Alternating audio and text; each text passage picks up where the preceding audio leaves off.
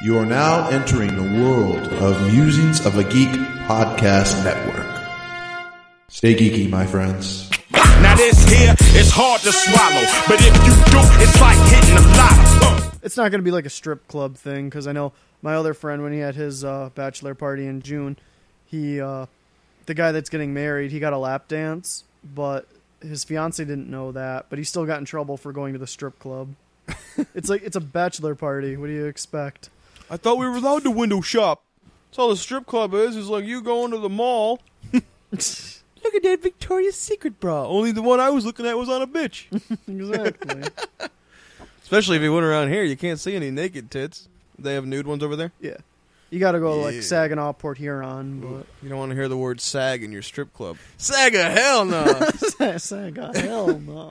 They always call it Saginaw Sag Nasty, right? The nasty. Smells like tuna and tears up in her. Lube up, listen up, and bring on the antibiotics. It's time for What the fuck's the name of that show again? How to do sweater? What the hell does that even mean? How do you feel about anal? The program you are about to hear is long, thick, and hard to swallow. Consider yourself warned. Holy shit. Now, your host, Jay Bidwell. Thanks, Lyle. Welcome, everybody, to another episode of Hard to Swallow, the show steady striving to be your stepdaddy. Yeah, you like that, don't you? Giggity. That means I want to fuck your mom. Uh-oh. I am Jay Bidwell, today sitting here with Justin. Justin, you're getting good at this, bro. You were here on the last episode. Was I? You are. You're like, you haven't done any since then. You're like, oh my god, your show's falling apart. Your life is an abyss.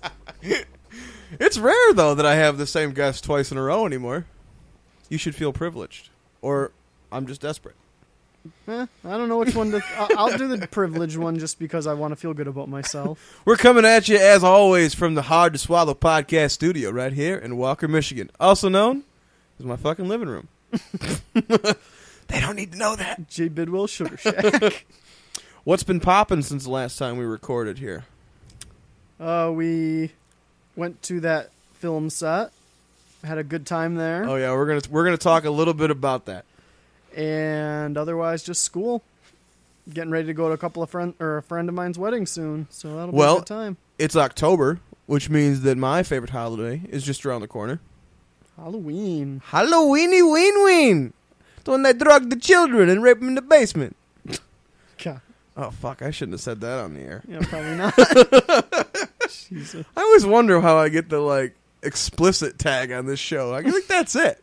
I'm thinking so. I think that's what happens. It's probably a safe bet. Oh, I got to see a stranger vomit on the side of the highway. That was always good. That's a magical moment.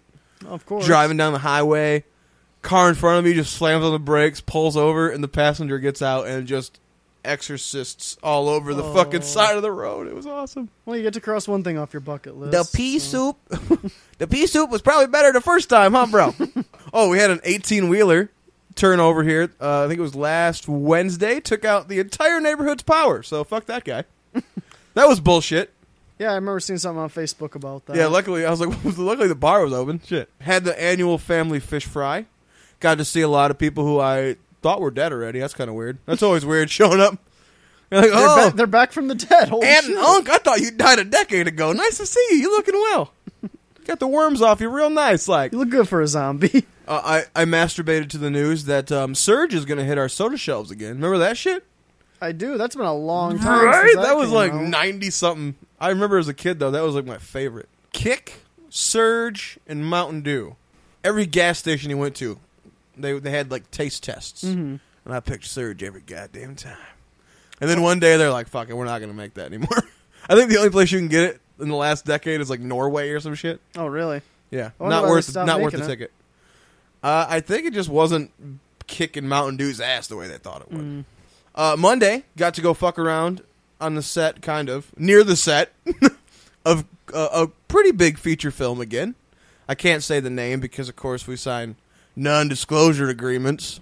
If your friends ask, all you can say is that you worked on a Warner Brothers production. It's a live action thing of the Animaniacs. That would be badass. Yeah, it would. I want to be Dot. That was the bitch. I know who it is. Because I have a vagina. Again, there's that explicit rating, I think. Although I guess vagina is kind of a technical term. It's an anatomical term, so you can let use me it. let me fix this. Pussy. I got a pussy. Snatch. Ooh, you're a nasty motherfucker. I know. I guess you can just smell that word. Oh, God. That's like a scratch and sniff sticker waiting to heaven. A snatch and sniff. And apparently, I began talking in my sleep. I was informed there was a young woman who you probably know who it is. I think you were talking about that the morning we left for the other movie. Did I tell you about that? Yeah, you were telling me about that. So, apparently, I've never done it before because this person would clearly know. Mm-hmm. I roll over in the morning time, look her right in the face, and I said, I really want to know what I was dreaming about at this point. I look her in the face, I said, "You don't even know what you're clicking on, bitch." And I rolled back over and went to sleep. Clicking on. Like, what do you think that was? Like, what kind of dream am I having? I haven't a clue. My favorite part, though, was when I was told about it later in the day. She said, "I know you were talking to me, because that's the tone you get when you call me a bitch." She's like, "I know that bitch. That was my bitch." This made me laugh. Do you ever use aliases? Not usually. At work, though, when I answer the phone from now on, I think I'm going to start using like presidents' names that aren't that well known. I'm going to see how long of a pause I get when I answer the phone. This is Richard Tickler. Like, is that his name's Dick Tickler? What the fuck? I use a lot of aliases, especially on like eBay and basically any package I'm getting or magazines. I'll get a lot of free magazine subscriptions, and you can only use them once. So a lot of times I'll have different names on them. Well, we got new mailboxes here. And there's about 15 names on my new mailbox. He's probably like, "Oh, fuck it. Just put them all on there. Who even knows?" Fucking Roscoe Cole and Jay Bidwell and fucking Heat House. And like, there's like 3 of my ex-girlfriend's names who stayed here at one point. They maybe got 1 or 2 pieces of mail here. Even their fucking names on the mailbox now. It's like a fucking party in that thing. It is. They're like, "This guy gets an awful lot of issues of Cosmopolitan in different names." I gotta stay up on my fashion. Because of my pussy. As always, I encourage you to hit up our show line. It's 651-321-TWAT. If you leave me a voicemail worth listening to, I mean, like, really worth listening to. Don't just be like, "Hey, my name is Dabner. I like cats." Don't do that. If you wanna call up 651-321-TWAT and just flick that bean like a motherfucker, I'm cool with it. Shit.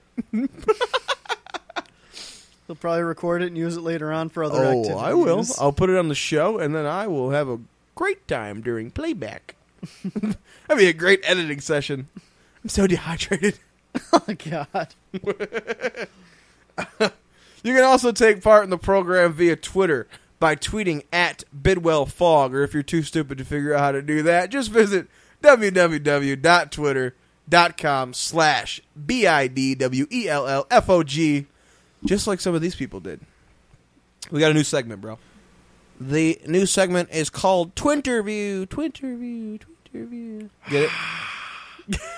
Because it's Twitter, and it's an interview question. I wouldn't have figured that one out. Really?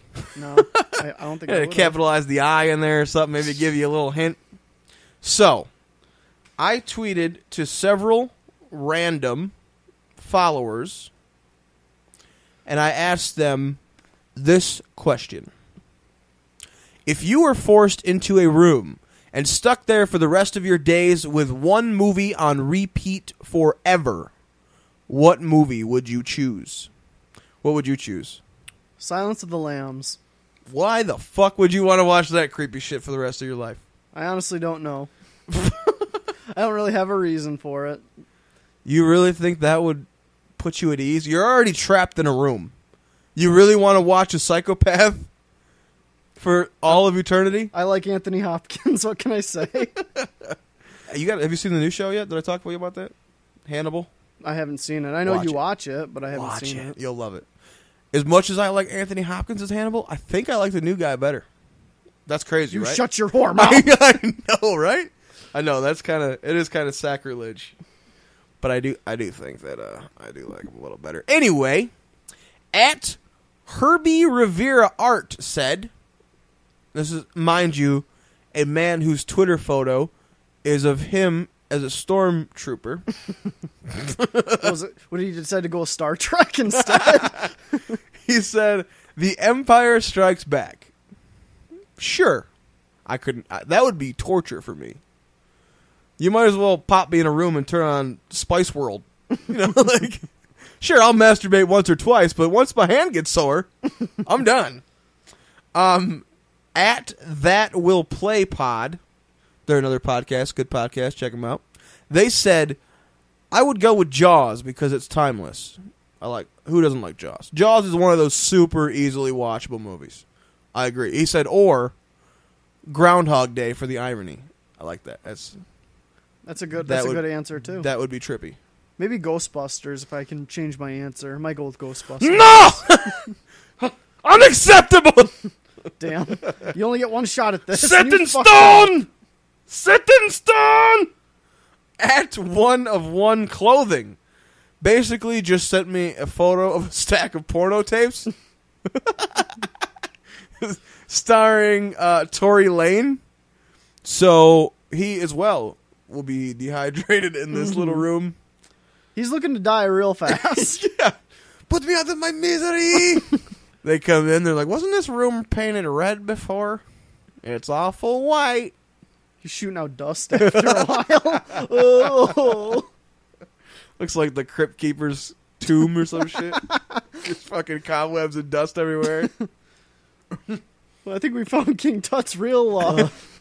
I think I would have to say, like, there's two movies that I know I've seen easily 200 times. And I never get sick of them. So I think I would have to go with Who Framed Roger Rabbit. For me, it's just nonstop hilarity. And I always find something new. That's one of those movies where you always got something new in the background. Mm-hmm. So there's always enough to fucking focus on that you've never seen. And Gremlins 2. Same thing. There's always, like, there'll be little jokes in the background. Mm-hmm. Like, there'll be a gremlin in the background. You'll be like, I don't remember that masturbating gremlin before. That's new. They didn't put him in the foreground for a reason. So, yeah, those are my picks. If you want to maybe be involved in a future Twinterview, just follow us on Twitter. Follow at BidwellFog, and you might get roped into one of these stupid-ass questions. The next one could be like, how much money would it take to fuck your grandma? Alive or dead? Are you just talking to some random grandma off the street? I'm going to ask them about their own grandma. That's sick. You're going to get taken off the air at that point. Hey, if they haven't done it yet, I don't think it's going to happen. Fuck free speech. You're going down, Jay Bidwell.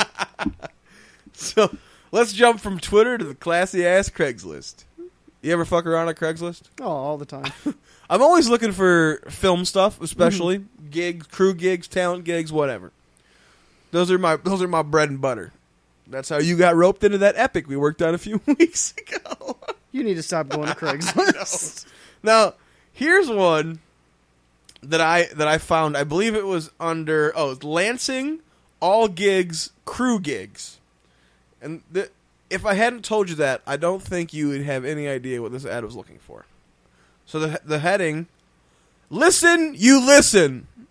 We need you, Lansing. Okay? Listen, looking for a sober crew member who's hella tight and fitting to get rowdy, but stay sober. You'll be compensated by ass twerking and hotness. We are looking for real sophisticated law student with amicable/applicable driving skills and supple knowledge of the Lansing area. must be semi-sexy or obese, not both.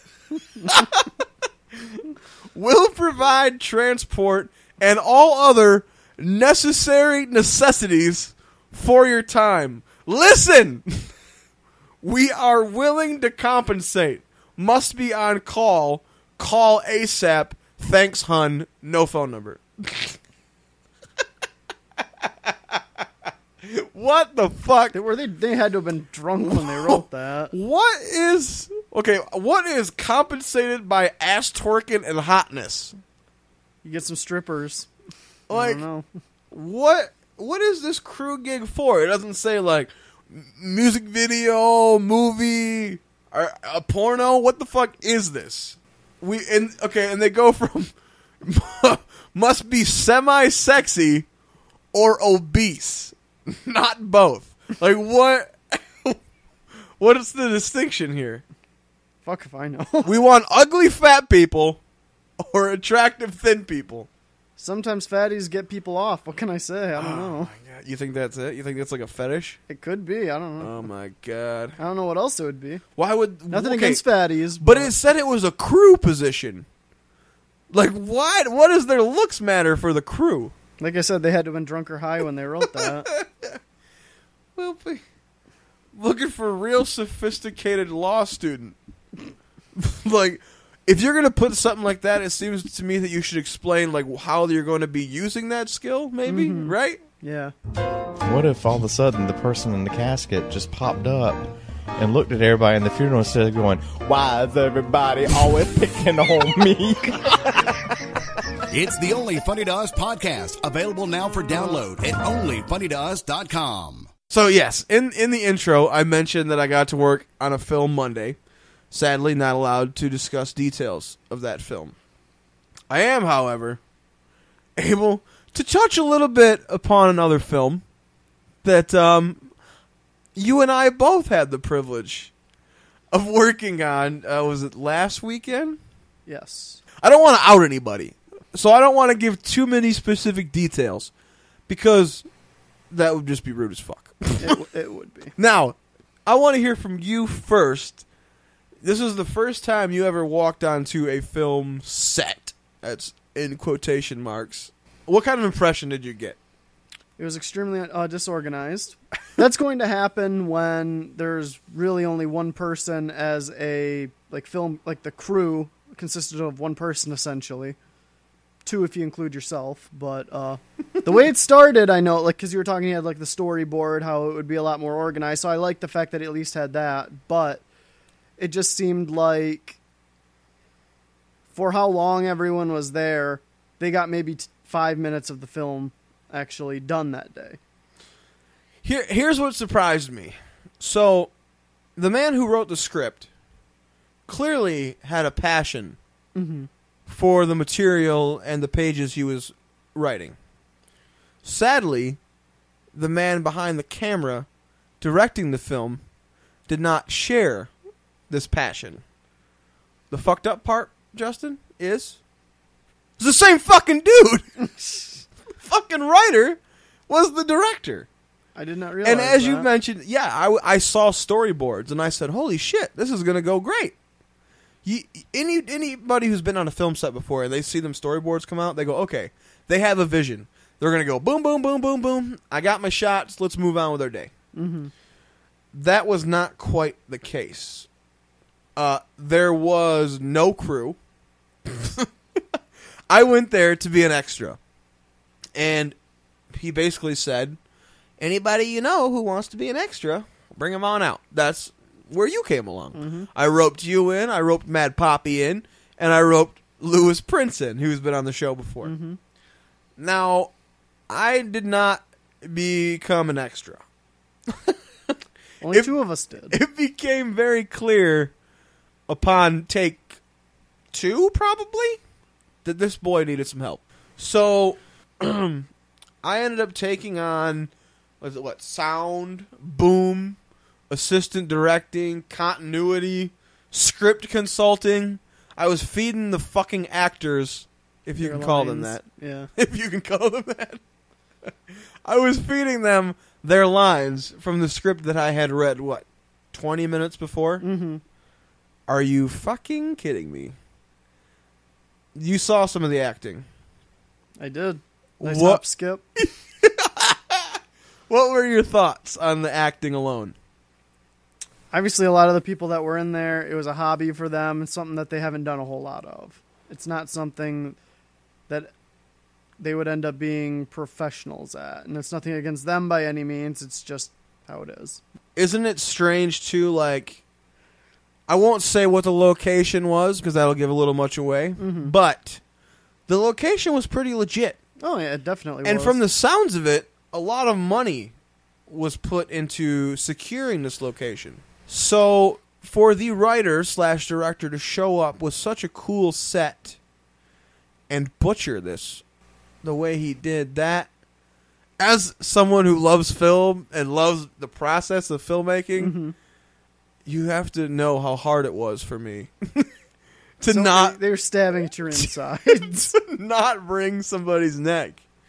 Let me help you, young grasshopper. I don't even know. He might have been younger than me. I couldn't really tell. I'm not sure what his age was. He'd have been about the same age as you. I just love, after the first couple takes, when the one actor who... Oh my God. Like, holy fuck nuggets. This guy should get an Oscar. Sense my sarcasm, anybody? He fails like 16 takes, I think. To the point where the entire rest of the day, the director stops using the word cut. Do you remember how he ended scenes after that? I don't. I was gone for half of that after that. Well, I was me outside and running stuff. Boom ended up next to him for most of the day. And instead of cut, he would now go, fuck it. Fuck it. There was no more cut. It was, fuck it, we're moving on. Fuck it, that's fine. Fuck it, I'll fix it later. Tell us how you really feel. And the one of the main actors looks at me and he says, with a big old smile on his face, he says, "Can you believe I've never been on a film set before?" I said, No. "Yep." Yes, I can. Oh my, like, that's your one job as an actor, is to memorize your lines. Mm-hmm. Do you remember the way they shot the dialogue scenes? I didn't think they had any dialogue scenes. Well, I honestly they did not see any of the dialogue. So there was one scene, and there was 3 actors sitting at a table. Now, typically, you would do... I would say you'd run through that probably 4 times, maybe 5. Maybe you want a long shot, you run through it, they do their lines, boom. Maybe you want a close-up, because there was only one camera on this production. So maybe you want a close-up. So you do the entire scene with the camera on one actor, do the entire scene again with a camera on another actor, and another time for the third actor. Now, maybe they fuck up. So maybe you're going to add a couple extra times through the scene.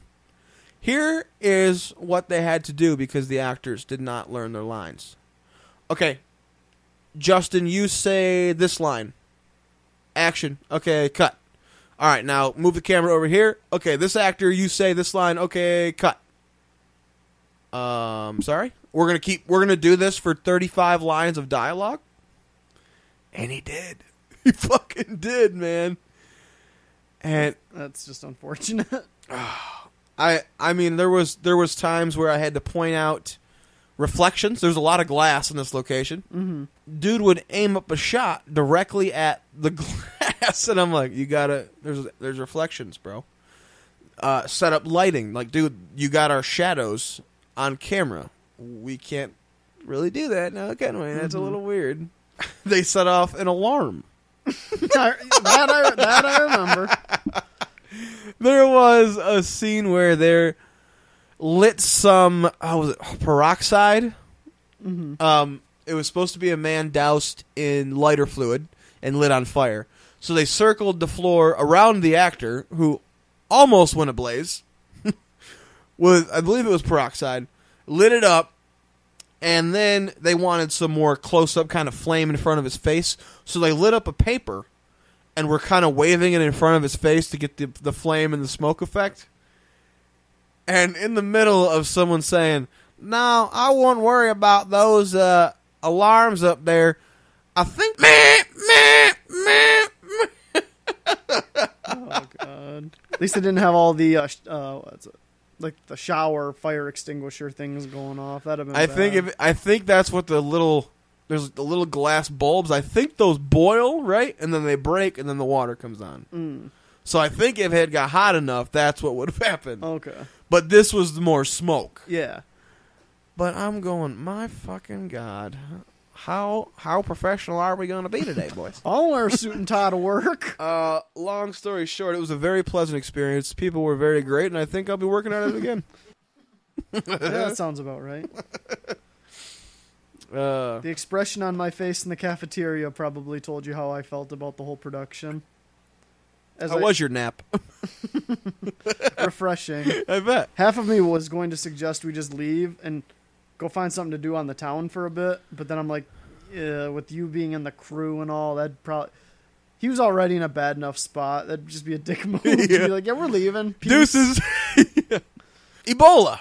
Let's talk about some happy shit. Ebola. Oh, it's one of those things that you should probably keep... Well, I don't know a whole lot about it. There was a little news special that I was watching on TV right before I came over here, and they were saying that it can't be transmitted. It's like, in a way, it's kind of like AIDS, to where like it can only be transmitted like, you know, through blood and spit and that sort of thing. And anal. Maybe, I don't know. They didn't cover that. That's a requirement that I have to yell out anal once per episode. Is it like a promotional thing? You get marketing promotion, you get money? 10 cents each time you yell anal. I have a marketing deal with the Anus Corporation. Anal. Anyway, it's not transmitted through the like air and whatnot. So even if you're in a hospital, someone's got Ebola, as long as you're not like within like distance of like say them being able to spit on you or something, it's not like it can be given out that way. So a lot of people I think are probably panicking. Or like it's not that it's not a big deal, because it is, but it's not something that people I think should be like not going outside because of and that kind of thing. They were saying like in a lot of the African areas, like African countries and whatnot, the mortality rate of it was about 50%, and that's in an area where it's not equipped to treat it. I mean, they can treat the symptoms, but they can't treat Ebola, is what I read. I don't know about the treatment of it. I know nothing about the treatment. I know, well, with it being a virus, it's one of those things where I guess viruses you can't really treat so much. I mean, I'm not a medical professional, so I shouldn't talk too much about this, but my understanding is with viruses, it's not like you can take an antibiotic and it goes away. You can treat the symptoms here for it, like dehydration, you know, you can get like the drips and that kind of thing, and eventually it works its way out. But the problem is a lot of like places or a lot of the countries where you hear a lot about it, they can't treat the symptoms for it, and people die because of that. So, yes, the CDC has confirmed that a patient in Dallas, thank God it's in Dallas, we got a little ways to go, is now the first diagnosed case on the books in the United States. What is Ebola? An infectious and generally fatal disease marked by fever and severe internal bleeding. Ebola is spread through direct contact with blood, secretions, or other bodily fluids, or exposure to contaminated objects like needles. Symptoms of Ebola include high fever, headache, body aches, coughing, stomach pain, vomiting. Oh, God, that guy on the way to the... Oh, God. What if he had Ebola? Fuck. Good thing I stayed have. in the car. And diarrhea. There is no vaccine for Ebola, but doctors are able, there it is, to treat the symptoms. So do you have any fear of this? Yeah, as long as I stay clear of people like getting like spitting or bleeding, that kind of thing, I'm sure it's fine. I did see there was a lot of people freaking out because, as you mentioned, I don't know if you mentioned it on air, but you mentioned it earlier, that he had flown back from somewhere. Liberia or something along those lines. So the people, once they heard about it on the plane, were like, oh, fuck, well, we were on a plane with this guy. But yes, unless you licked his asshole or something. Yeah.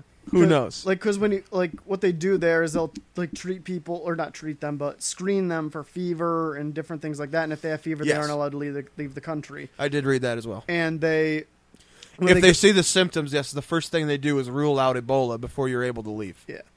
And apparently this man like wrote on like his papers like for him leaving, did you have contact with people?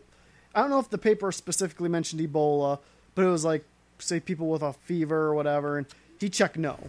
I'm assuming it would have been like, they have Ebola because like in the village he was in, like the house or whatever, like the room he was renting out, one of the people had actually gotten sick and died fairly recent, like right before he left, and another person from that house actually just died within the last few days, I think.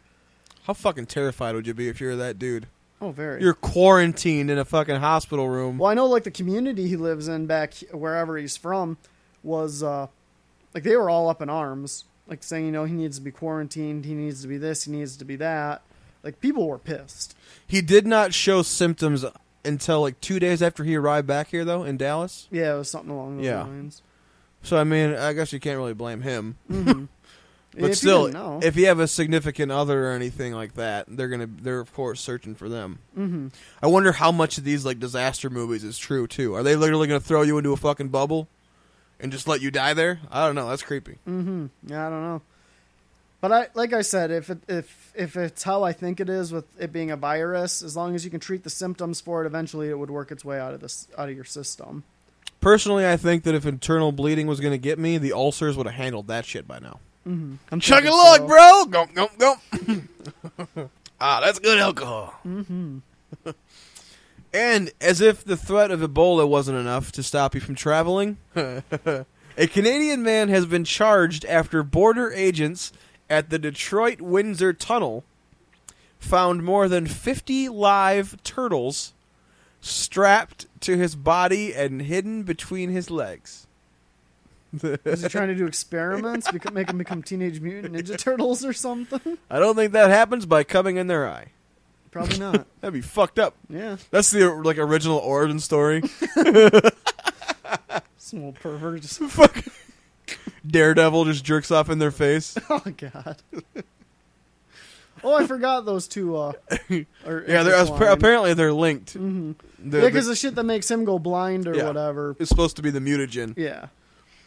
The Detroit News reports that Windsor, Ontario resident Kai Zul was charged Wednesday with smuggling, illegal trading, and exporting. Apparently, he thought there was some profit to be made with these turtles. Apparently so. The incident follows a similar one last year, in which another Canadian man was caught trying to smuggle 70 live turtles and tortoises into the U.S. over the Ambassador Bridge.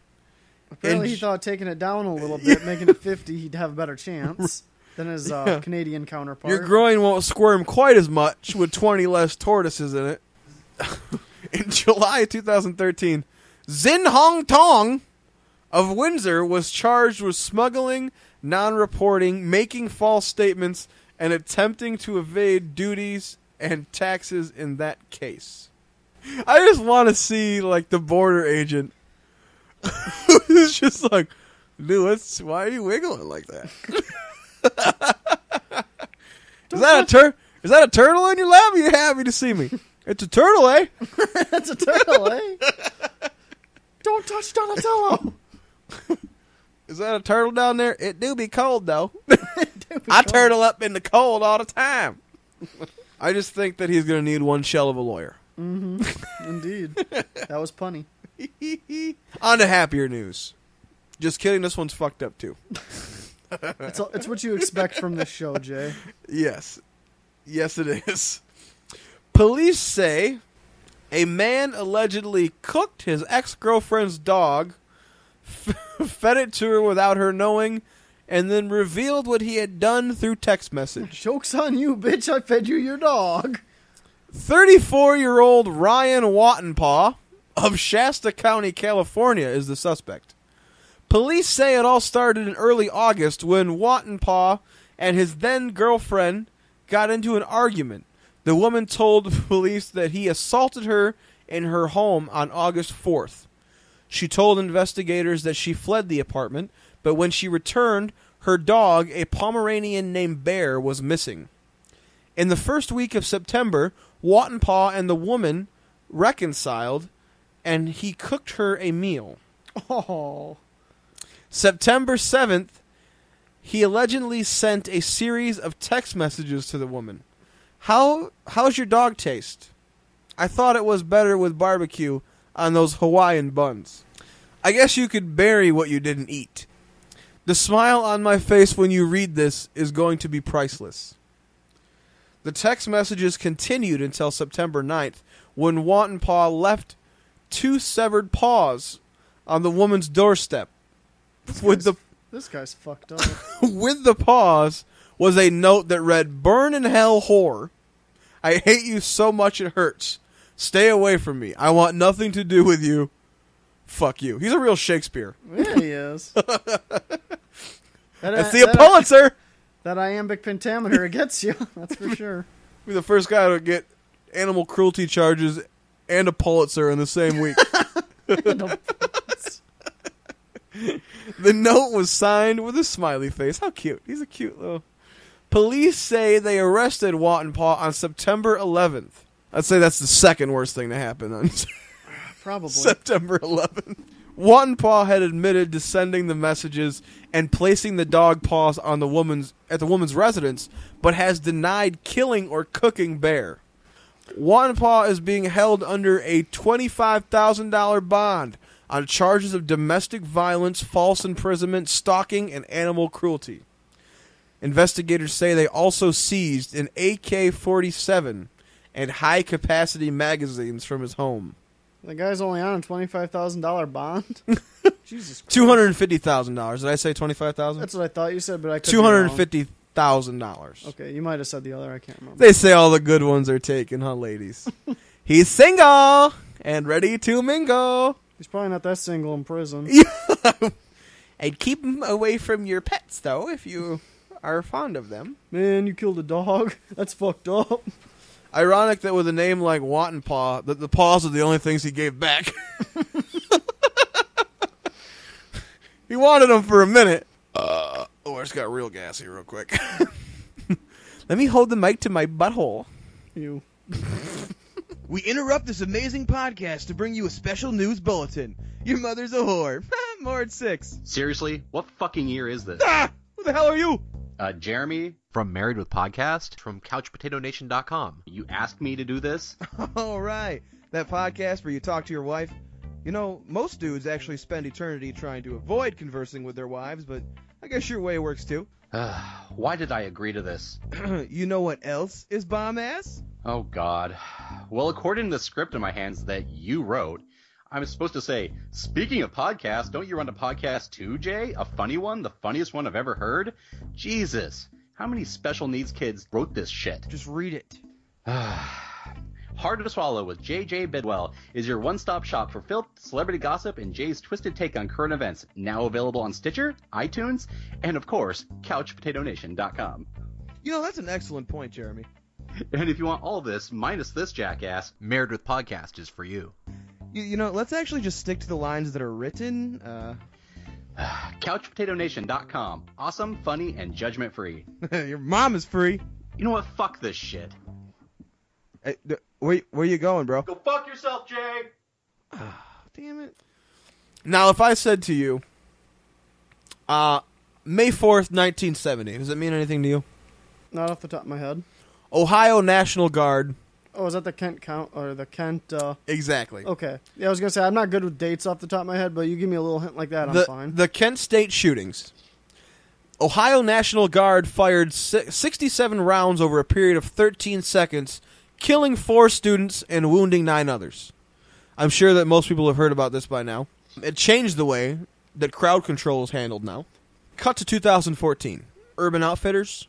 They were forced to issue an apology after what they call a vintage sweatshirt they offered on their site caused internet controversy because... Please tell me you didn't have, like, blood stains or something on it. It sure as fuck looked like it. That's sick. They only offered one.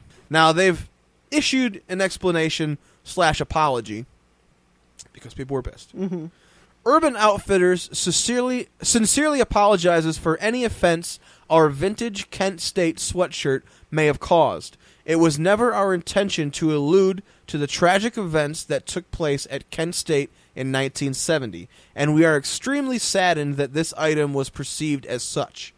The one-of-a-kind item was purchased as part of our sun-faded vintage collection. There is no blood on this shirt, nor has this item been altered in any way. The red stains are discoloration from the original shade of the shirt, and the holes are from natural wear and fray. Again, we deeply regret that this item was perceived negatively, and we have removed it immediately from our website to avoid further upset. Now, is that poor taste, or are people too fucking sensitive? Honestly, it's one of those things where, unless I actually saw the shirt to actually see what it looked like, I couldn't say if it was I legit. can tell you that it looks like faded white spattered in blood. Okay. If it looks like it was spattered in blood... It definitely looks like with blood. you being a big horror movie fan, I mean, like, you're used to seeing things where something can look fairly close to blood, so if that's their intention, you can usually tell. But they're saying it was altered in no way, and that it's the discoloration because I guess the shirt used to be red. Their marketing people really should have been looking at that and saying, is there anything about this shirt that will upset someone? Because when referring to Kent State, for a lot of people, when they hear that name, that's what they think of as the shooting. Mm-hmm.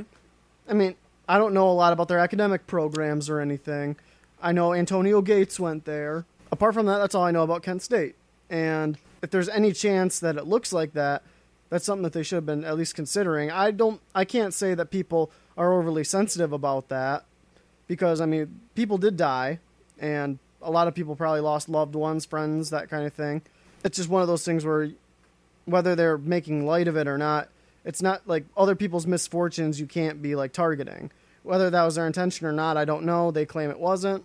I'll take that as their word, but I definitely think it's something that they should be issuing an apology for at the very least. You know me. If I ran this company, you know exactly how I'd be like, quit being so fucking sensitive. It's not like I marketed it for that purpose. Here's the fucking Halloween Kent University shirt, you fucking losers. Well, the way I looked at it, like, if you want to use like a more recent example, if they, like, I know someone had like someone dressed up one time like for Halloween, whereas a Virginia Tech person, all Virginia I was Tech just going to student. mention that.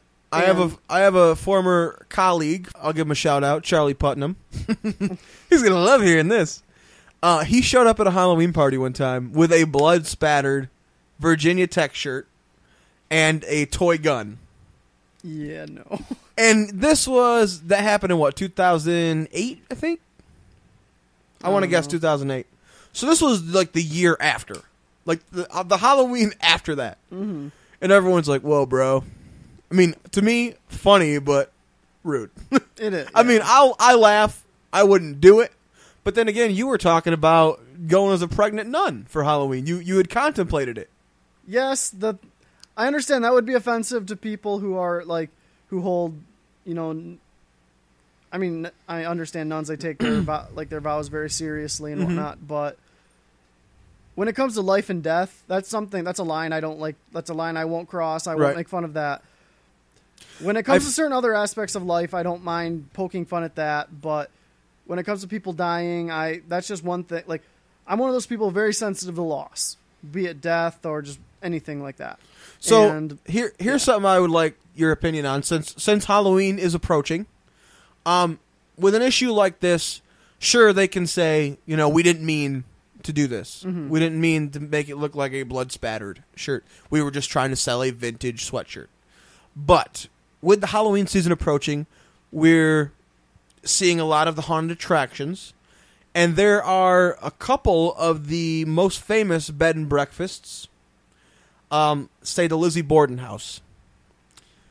Her parents were murdered in the house, and it is now one of the most popular bed and breakfast locations, getaways. Is that just as distasteful as what they're being accused of? Are they marketing it at like... Yes, they're like, come see the Lizzie Borden murder house. I think it's what it's called. Or the Villisca Axe murder house, which was, I want to say that it was like 6 children were axed to death in their sleep. I wouldn't be trying to use the deaths of others to try and the murders of others, I should say. The murders of others to bring people to a location. Like, there's some spots, like, I know, obviously, like, battlefields like Gettysburg and whatnot. That's a little different. That's more historical. Right. But, like, heinous crimes like murder and whatnot, I really would not want to use, personally, I would not use those to get people to come to the location.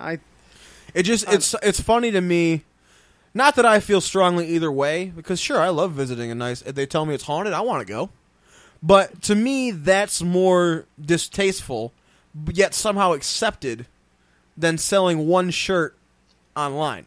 Mm-hmm. They're saying this is the Villisca Axe Murder House, and 6 children were murdered here, and yet this is the draw for people.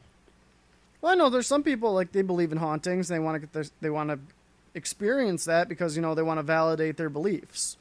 Which, I mean, I guess that's fine, but I wonder if there's any haunting reports on the Kent State, the location where I couldn't tell you one way or the other. What if they're making a big fuss about this and yet they offer like haunted tours or some shit of the grounds? Wouldn't that be fucked up? Yeah, just a bit. Well, there was only, what did I say, 4 people killed? That's what you said, yeah. And 9 injured, but I don't know. To me, it's fucked up what we accept and what we pick apart. Well, people are hypocritical in a For lot. sure. Like, I mean, it's just how we are. Like, we don't mean to be. It's just, like, I know there's things like I know I am. Like, I don't mean to be, but like I'll say one thing and I'll turn around and do something that's like similar but not quite. Like, there's little distinctions where you're like, oh, that's not the same, even though it more or less is. I mean, it's just part of being a person. Like, we don't mean to be that way. It's just how we are. I don't think maybe we shouldn't necessarily have to apologize for it, but at the same time, we do have to be mindful. We should be mindful of it. And how much of it, too, is the recentness? I mean, the 1970 was, what, 40 years ago? 44 years ago? So, of course, the other murders may be a little longer, early 1900s. Mm-hmm. So does time heal all that shit? Or is it because there are people who were alive and remember seeing that on the news that it's not okay? Well, obviously, time's going to make a difference. The things that are more recent in your minds, I mean, it's going to be a lot more impactful for you if you see it. Because like we talked about a little bit ago with the Virginia Tech stuff, that was fresh in people's minds, so everyone's like, you know, and like, I mean, you know, there's a saying with jokes, you know, too soon, bro, kind of thing. Yeah. Like obviously that does show that people, like, they're more accepting of that kind of thing after time passes. Whether or not that makes it that actually makes it right, who am I to say? Say the vehicle that JFK was shot in comes up on the market. You think there's not going to be 1 million people who are going to be bidding on that fucking car filled with his brain matter? I can't say no. There wouldn't be people. Isn't that bidding fucked on it. up to think, though? Mm-hmm. And people are upset about a shirt that has no direct tie? Yeah, and like, say, well, let's say someone was just randomly murdered. It wasn't even like a big name murderer. Mm-hmm. It wasn't like the Zodiac killer going around killing people. And like that taxi driver, like that car might have made a little bit of money if you put it up for on the market too. But if it was just some random person, you know, just got shot, like it was a hit just from some small time assassin or whatever you want to call them, their car's not going to be worth jack shit. A lot of people are just going to be like, I'm not touching that. Someone was murdered in there. Right. Whereas, like, if it's a big name person like a JFK, everyone's going to want that because of the name.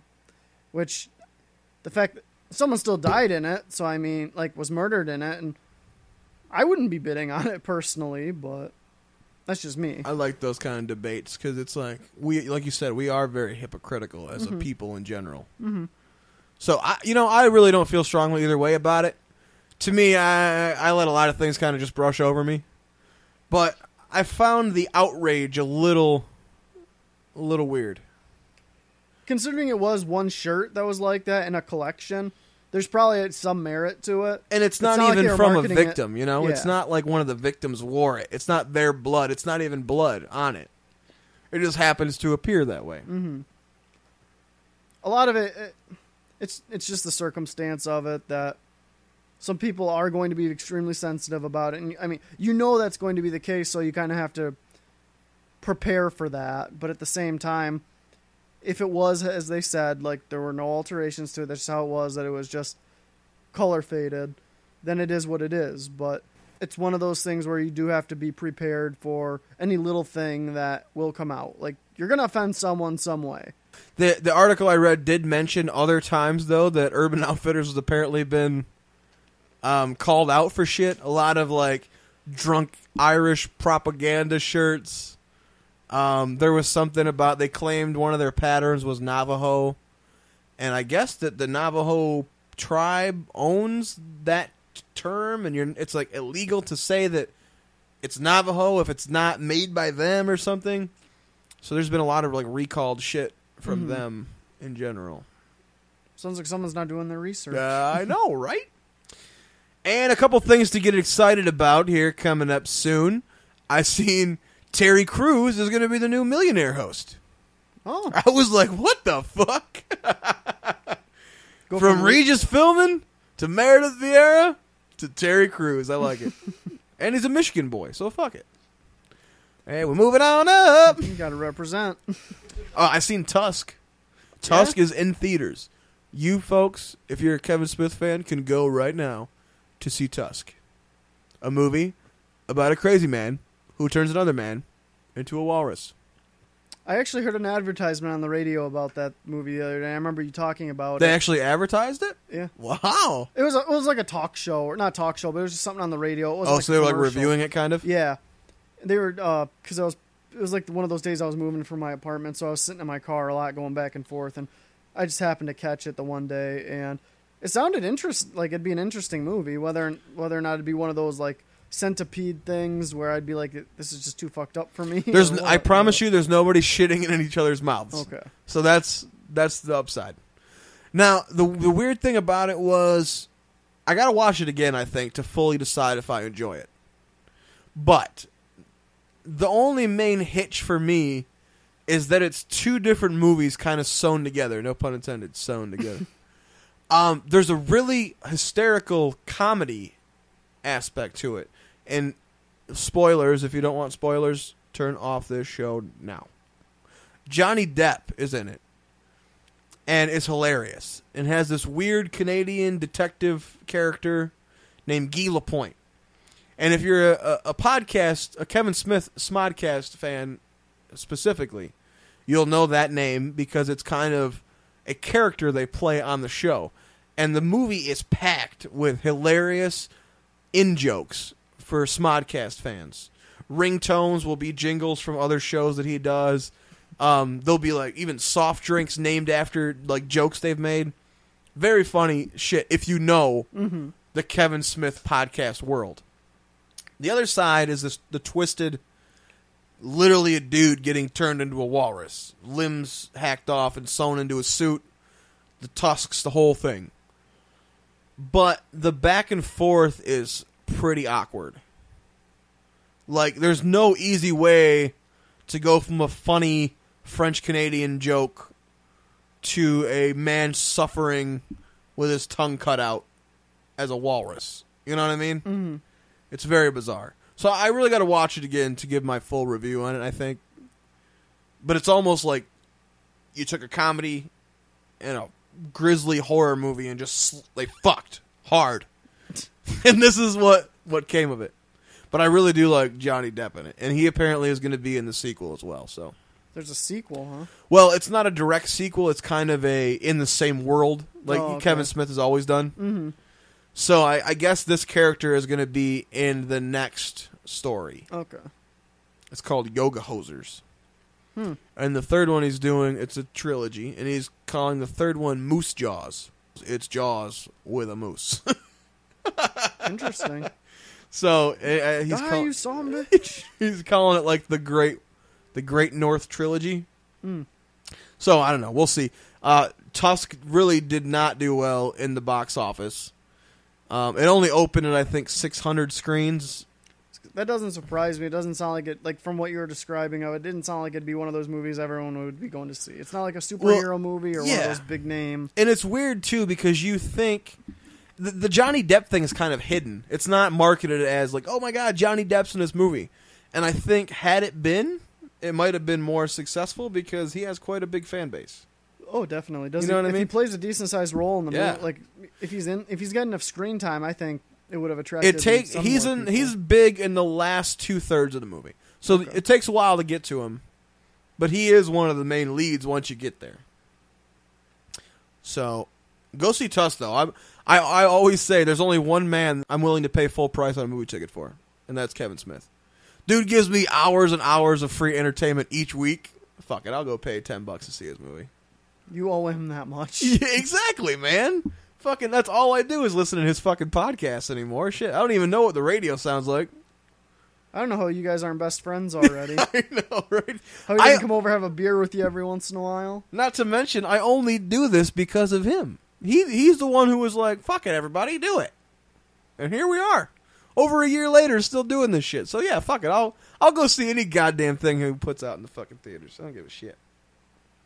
One other thing to be excited about.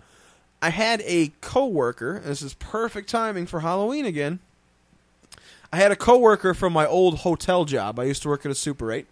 Contact me, and we used to go on ghost hunts together because that was my old hobby.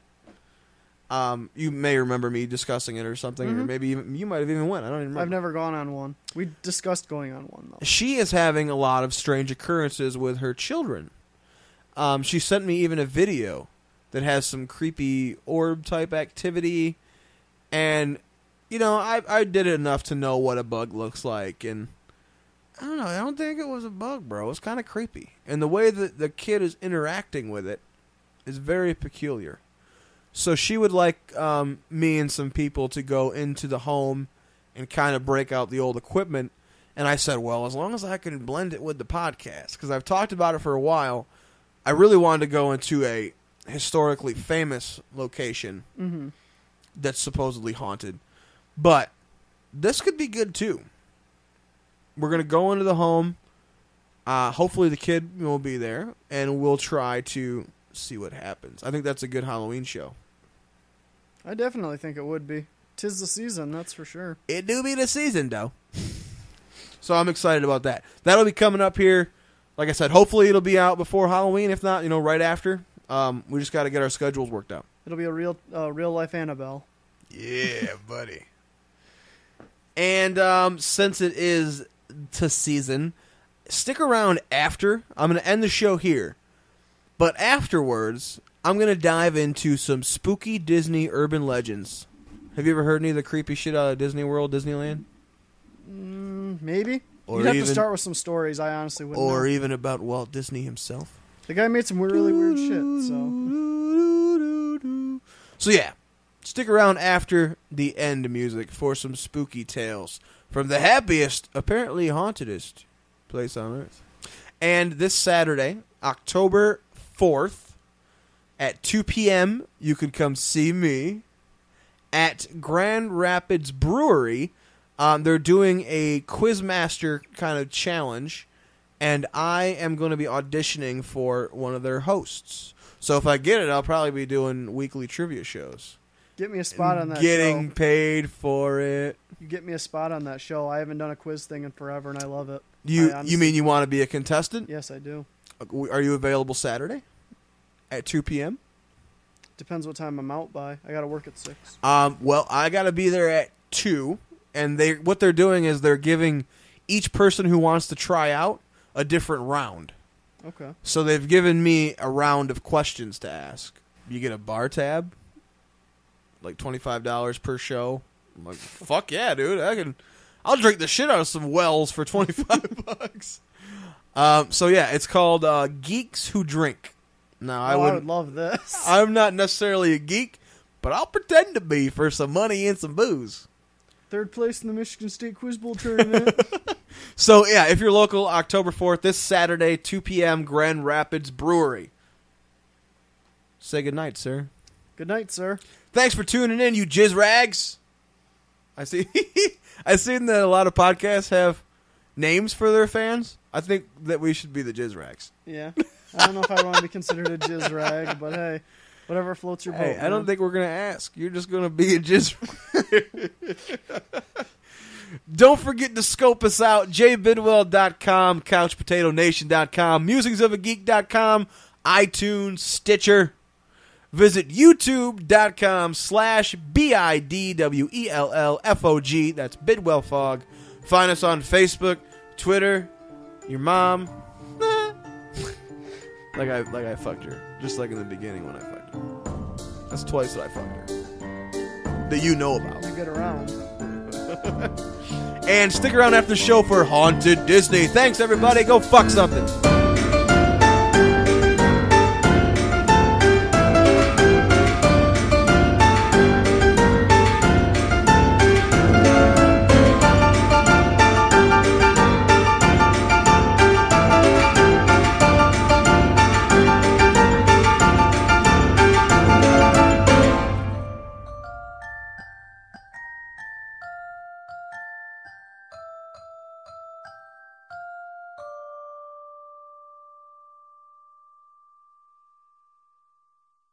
Thanks for sticking around, everybody, for Haunted Disney.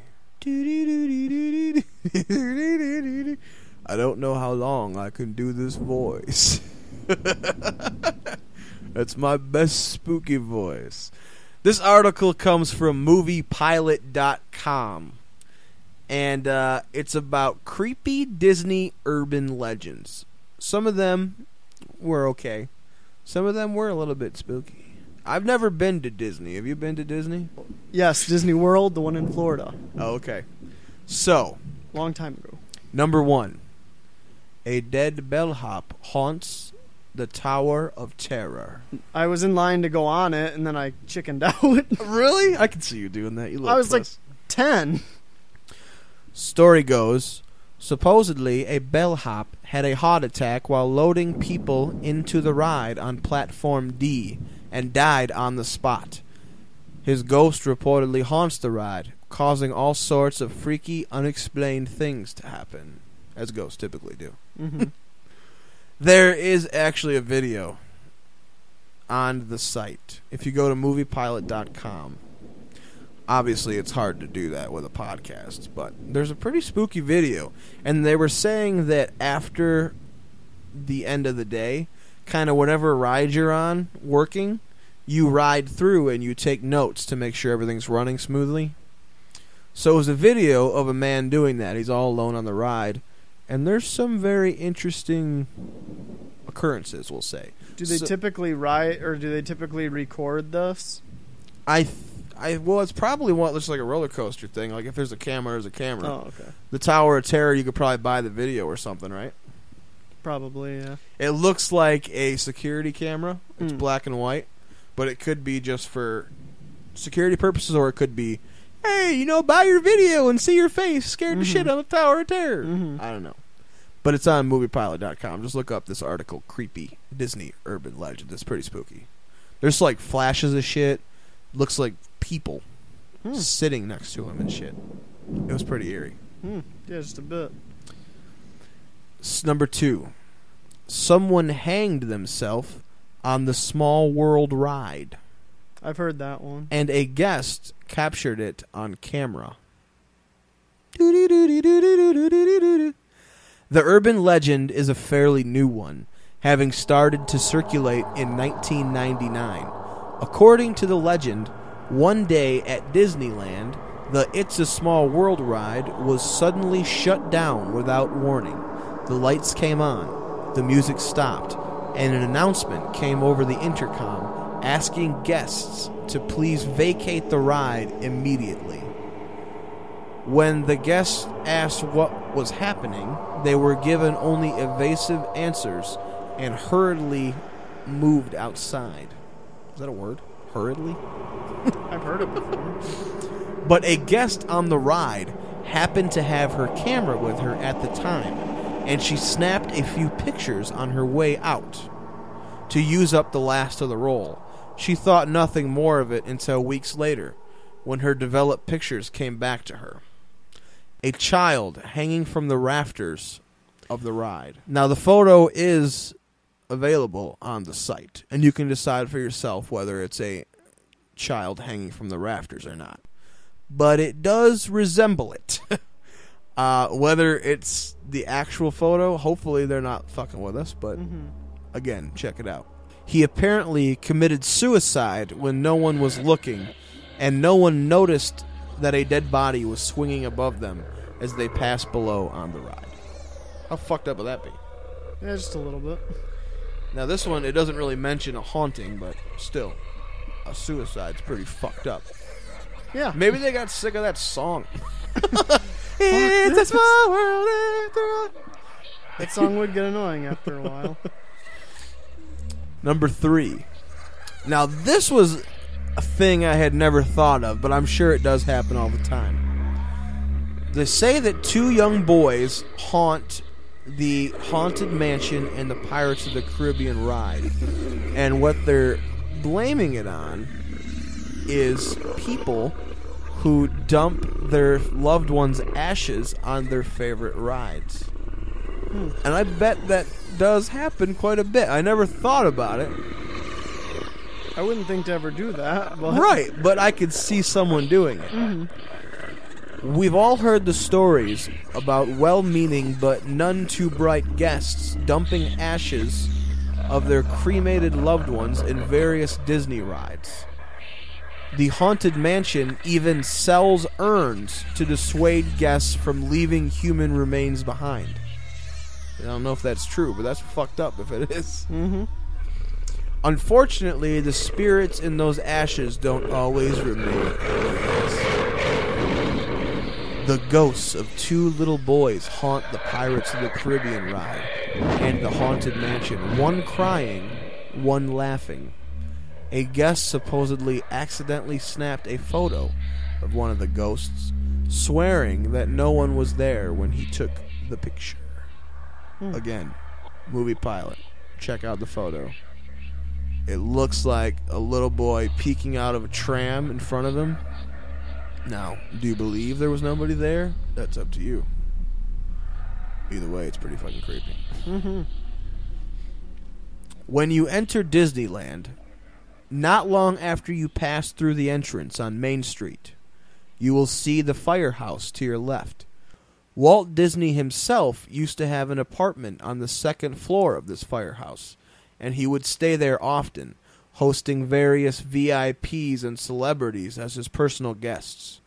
Whenever he was staying at the apartment, he'd light the lamp in the 2nd-story window to let people know that he was in residence. Apparently, it became his permanent residence, as his spirit never left. The story says that a member of the custodial staff was cleaning the apartment shortly after Walt Disney had passed away, and turned the lamp off as she left and locked up. She went outside and looked up to see the lamp was still on. Thinking she might have forgotten, she went back inside and turned it off a second time. When she looked up at the window, the same thing happened. The lamp was on again. So she returned to the apartment one more time, but didn't leave after turning off the lamp. Immediately, she heard a clicking sound, and the lamp turned itself back on right in front of her. She ran from the apartment screaming, and ever since, the park has left the lamp burning as a tribute to Walt Disney, still watching over his life's work that he loved. To this day, cast members, which is what they call their employees, report they can hear footsteps and knocking coming from inside the apartment, and occasionally, from the corner of their eye, they'll see the curtains twitch and a brief flash of someone stepping back from Walt's window. It's one of those spots I'd want to check out and turn the light off just to see what happens. Yeah, I know, right? They could have it all rigged up by now. If I go there, though, and I see the light out, I'll be like, lying fucks! Throw a beer bottle through the window and run. You lied to me, moviepilot.com! This one's really bizarre. This one is the last one, and the hardest to believe. The Lost Mickey Mouse in Hell cartoon. According to urban legend, there is a lost black and white Mickey Mouse cartoon that appears to depict Mickey in hell. The first 2 minutes or so are nothing special. Just a very sad-looking Mickey in an early animation style walking back and forth across a city landscape with random piano noises playing in the background. After that, the screen goes to black for a few more minutes. Up until a few years ago, that's all anyone thought it was. A nonsense cartoon featuring a loop of Mickey doing nothing. But an employee named Leonard Maltin was sorting through the old cartoons of the 30s to transfer them to digital copies when he noticed the cartoon was actually 9 minutes and 4 seconds long. So he decided to keep watching. And it's after the first 2 minutes that things get weird. Real weird. In the 6th minute, the cartoon suddenly reappeared. But this time, the noise in the background was more like a strangled cry, gurgling, and it grew louder over the next minute. The picture started to warp and distort, with the buildings and sidewalks stretching out into all sorts of impossible angles, and Mickey's sad face curved up into a sinister smile. By the 7th minute, the gurgles turned into blood-curdling screams, and even stranger things started to happen. The picture distorted further, and colors that weren't possible with the technology of the time began to bleed into the screen. And Mickey's face fell apart. His eyeballs fell out and rolled down to his chin. His smile started to distort and stretch upward to the left side of his face like a demonic stroke victim. That I want to see. I'd love to see a demon have a stroke. No one would notice. The scenery continued to stretch and break away in ways that human physics just do not work, while the buildings became nothing more than rubble floating in midair. Maltin got too disturbed after that to watch the rest, so he sent an employee into the room to finish the video, with instructions that they were to take notes on the last 2 minutes of the film. Unfortunately, they never got that far. The distorted screaming on the tape kept up, louder and louder, until 8 minutes and a few seconds into the video, then abruptly stopped as the image cut away to the normal Mickey Mouse face you see at the end of every cartoon. The music of a broken music box accompanied the new face. This kept up for the next 30 seconds. Whatever it is, in the very last 30 seconds, no one except that poor employee ever found out. The employee supposedly stumbled from the room feverishly muttering, "Real suffering is not known." He repeated this 7 times in a row and grabbed the gun from the security guard and killed himself. The only thing known about those last 30 seconds was from the scribbled notes of the dead employee, a Russian phrase that roughly translated to "the sights of hell bring its viewers back in." In other words, if you ever see a video floating around the internet entitled suicidemouse.avi, it's probably best that you do not watch it. What's the first thing I want? If they're giving me a file name that specific, suicidemouse.avi must be out there, right? Mm-hmm. You think so? Should we give it a shot? I'm not going to hell. There you go, everybody. Creepy Disney urban legends. Have you heard any of those before? A couple of them, but they creep you out? Not really. Why is the seat so wet? I shit earlier. Damn it! You tink down the chair. A lot of that stuff I think is just probably ways to get people to go to the rides, to check them out. There's a couple of stuff I could believe like is legit, but for the most part I think a lot of it's just like ways to get people to come. Well, if you never hear another episode of Hard to Swallow, you'll know it's because I watched SuicideMouse.avi. Hey, Dez. Yo. Now that we're no longer including Will in any of our promos, have you heard about the Musings of a Geek podcast network? No, actually, I haven't. What's that? It is a podcast network, which is a collection of podcasts. What's a podcast? A podcast is like a radio show on the internet. It's incredible. We've got tons of them. At musingsofageek.com, you can listen to 16 or 17 or 20 podcasts. It's amazing. We've got ours, the Musings of a Geek, Pilots, the Arkham Social Hour, which Des is the host of, the History of Bad Ideas, Best of the Worst Movie Podcast, Dark Angels and Pretty Freaks, Graphic Novice, Sweating the Small Stuff, Who the What Now, The Q from Hell, 40 Going on 14, Jerk Zeus Radio, Hard to Swallow, Culture Babble, How Is This Movie, and Media Feed. 2 new ones. It's added today. What about the ones we're adding tomorrow? I don't know yet. If you like what you hear on the Musings of a Geek podcast network, go ahead and shoot us an email. If you want to join the Musings of a Geek network, go ahead and jump on musingsofageek.com. Definitely listen to the podcast. Check us all out. We're all there. And as always, stay geeky, my friends. You are now leading the world of Musings of a Geek podcast network. Stay geeky, my friends.